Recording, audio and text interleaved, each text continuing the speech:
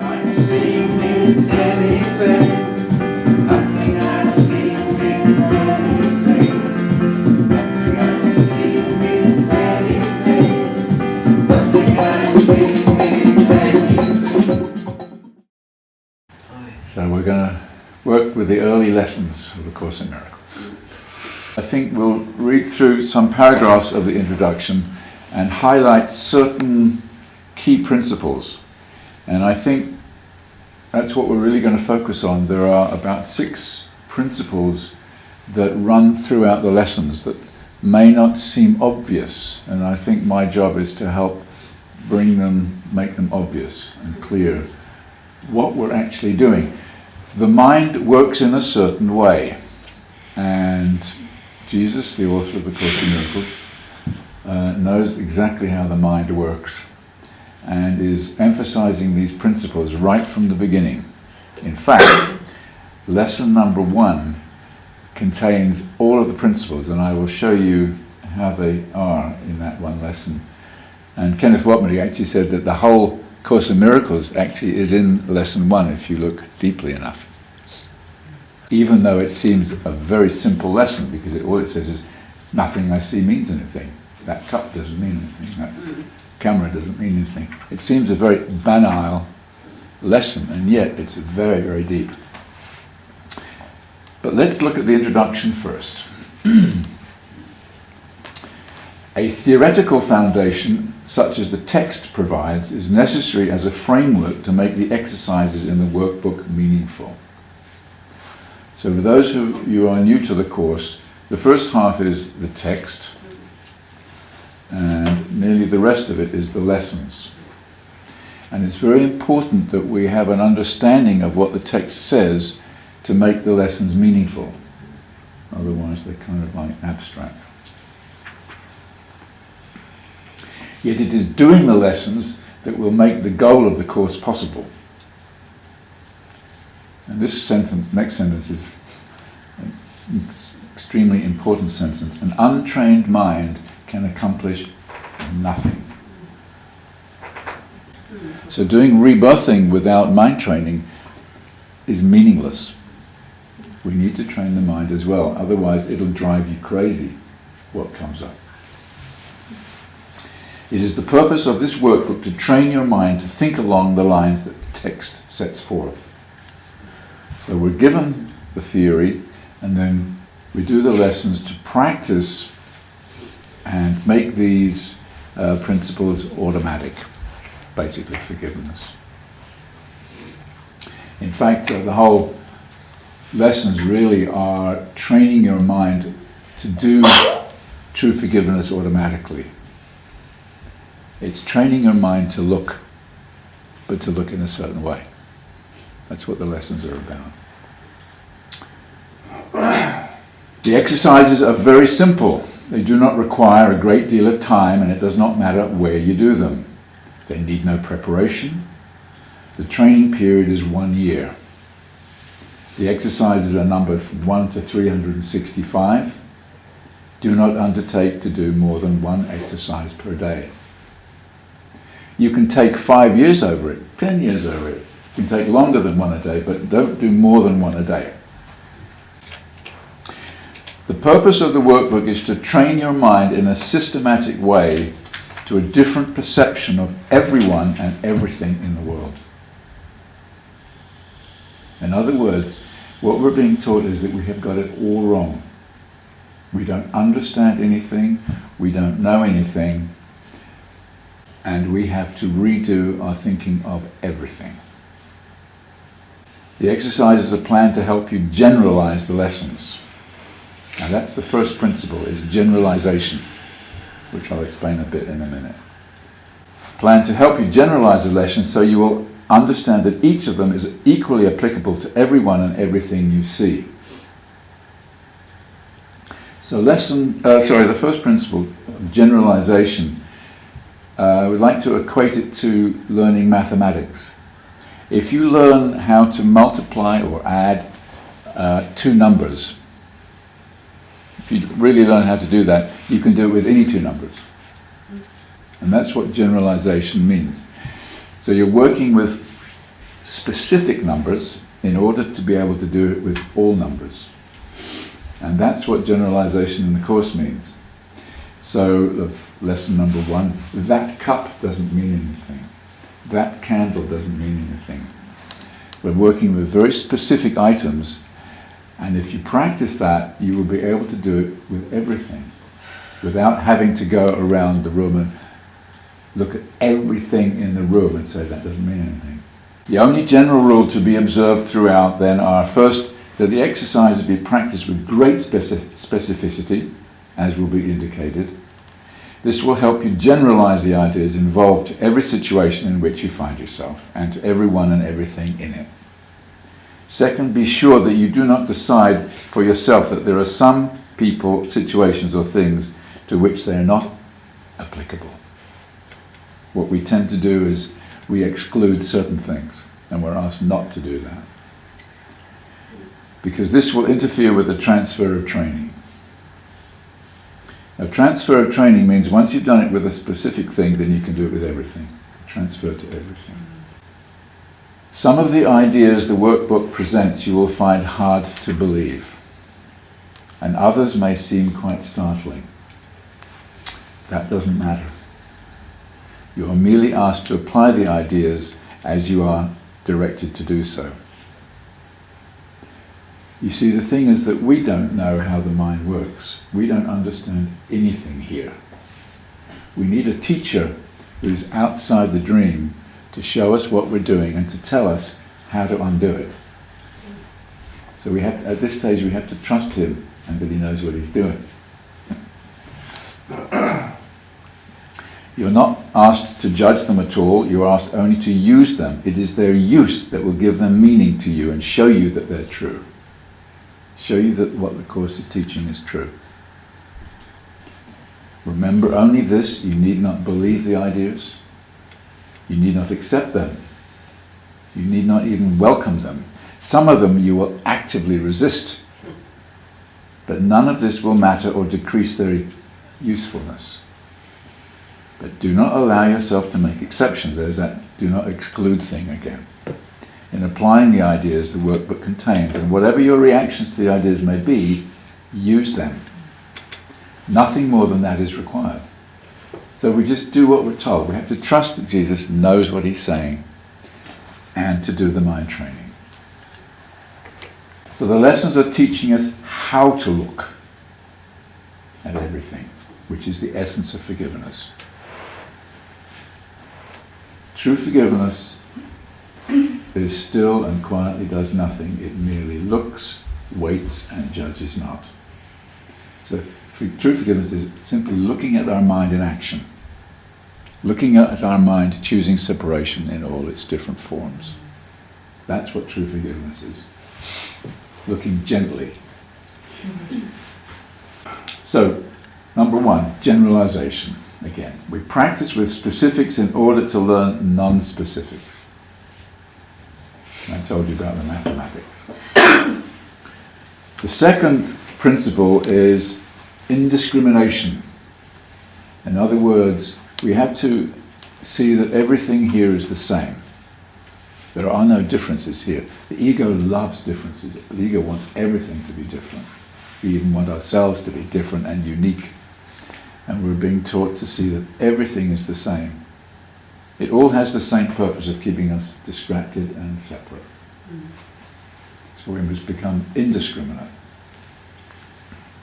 Give equal value to everything. We must see that everything is the same. The third principle, not excluding anything. And there's a quote from one of the lessons. If true perception has been achieved in connection with any person, situation or event, total transfer to everyone and everything is certain. So once you've worked with a specific, transfer to everything is automatic. This is why we work with specifics. Like whatever shows up in your mind is what we work with. We don't have to go looking for what to forgive. So whatever separation thoughts show up in our mind, good and bad, That's what we work with, so that we can generalize to everything that shows up in our mind.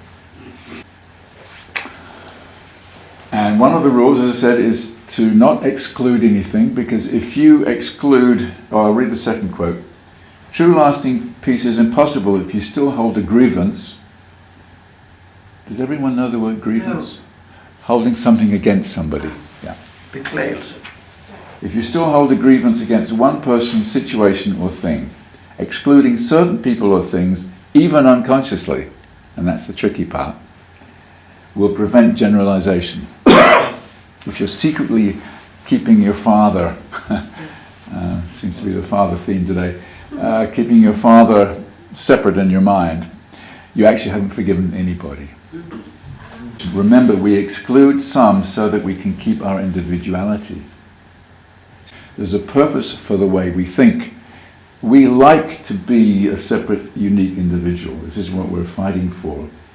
And when we exclude somebody so that we keep ourselves separate and unique, we do it on purpose. The ego mind does, at least.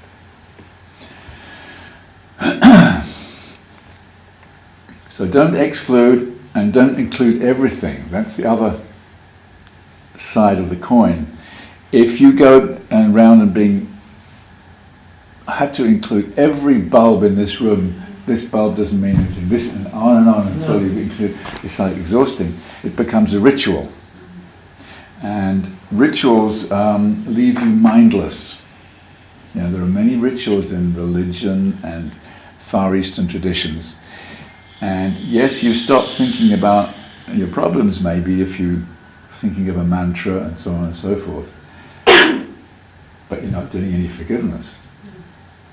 Because your backpack of judgments and stuff about your father or whoever is still sitting on your backpack. And blocking out the mind from this is not helpful. It makes you feel good for a moment, but it doesn't give you lasting peace. We have to bring this backpack out on the altar in front of us, and one by one, look at it gently. That's the difference. So, do not be ritualistic. Rituals leave you mindless, which is why we like them. Again, we want to feel separate. We are learning to be mindful. And looking gently at our blocks is being mindful. There are no rules with the lessons except one per day. The fifth principle is be gentle. We've talked about this many times. And it comes in the very first lesson. It says, a comfortable sense of leisure is essential. So doing lesson one, you have to be leisurable. We are not meant to struggle with the lessons. We're not even the ones who do the actual undoing process. It is spirit that does that. Our job is to deny the denial of truth.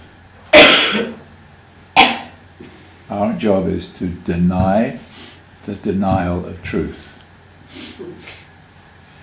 We have said no to love in order to have our individuality. We have to say no to that no. The Course calls it the not no. We've said no to love, we have to say no to that no. It's not about saying yes to love, because we have the backpack. We have to say no to this no. This is all the no. This is why, seeking the love doesn't work. It's looking at the darkness that is the undoing process. Our job is to deny the denial of truth. Our job is to simply look gently and say, no, I don't want this anymore. Help me see this differently. I want to perceive this differently. The sixth principle, which is possibly the most important and sometimes the hardest one to get, and it's one of the principles of miracles right at the beginning of the text, which says there is no order of difficulty in miracles. A miracle, if you've not got to that bit yet, is a shift in perception from separation to oneness. There's no order of difficulty in miracles, which really is probably the main principle in the Course in Miracles. no problem is easier or harder than any other problem here. We think some things are harder than others. But the thing is that there's only one problem here. And that's the choice for separation. Checking if anyone's listening. The Course says we've only made one problem, and that's choosing separation. And we distract from ever looking at that choice by a multitude of distractions in the world, or a multitude of problems in the world, so that we never look at our mind. That's why it's so important to be mindful and not mindless. So, there is only one problem, and so there's only one solution, and that's to undo the choice for separation. That's why there's no order of difficulty in miracles, because they're all the same. So that's the main principles, and repetition of these principles is very important because of our resistance. We have to repeat them over and over, and if you look at the lessons, you will see that these principles are repeated over and over again, particularly in the first lessons, and I'll go through lesson 1 in a minute. Lesson number 1. They're all pretty short, so I'll just read them. Nothing I see in this room means anything. And it says, look slowly around and practice applying this idea very specifically to whatever you see. This carpet doesn't mean anything. This computer doesn't mean anything. This body called Jonas doesn't mean anything. Then look further away from your immediate area and apply the idea to a wider range. Okay, that roof doesn't mean anything. That sky doesn't mean anything. Those clouds don't mean anything. And you notice we're being very specific, but also indiscriminate. We're saying that they're all the same for this purpose.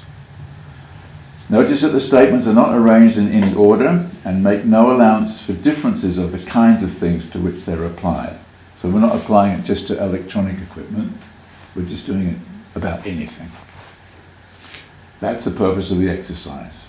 The statement should be merely applied to anything you see. So you just glance around and, oh, there's a sock, there's a camera, oh, there's another lamp. Do not attempt to apply it to everything you see, for these exercises should not be ritualistic. So it's mentioned the ritualistic, not applying to everything. It says don't exclude anything either. And this generalization is in this working with specifics. Only be sure that nothing be specifically excluded. And this is about not excluding anything. One thing is like another as far as the application of the idea is concerned. So we've used generalization, indiscriminate, not excluding, not excluding, and then the last sentence, a comfortable sense of leisure is essential. So this gentleness is also included.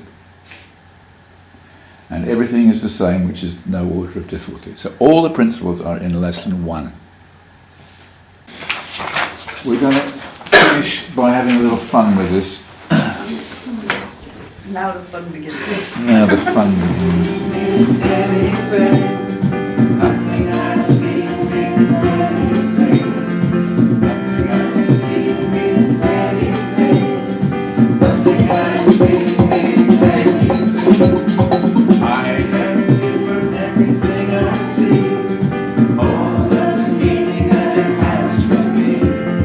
I have given everything I see all the meaning that it has for me. Oh yeah. Do not understand anything I see.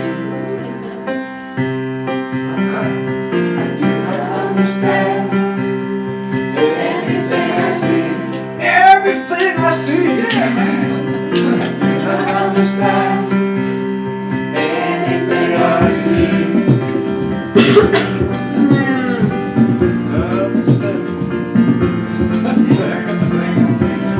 So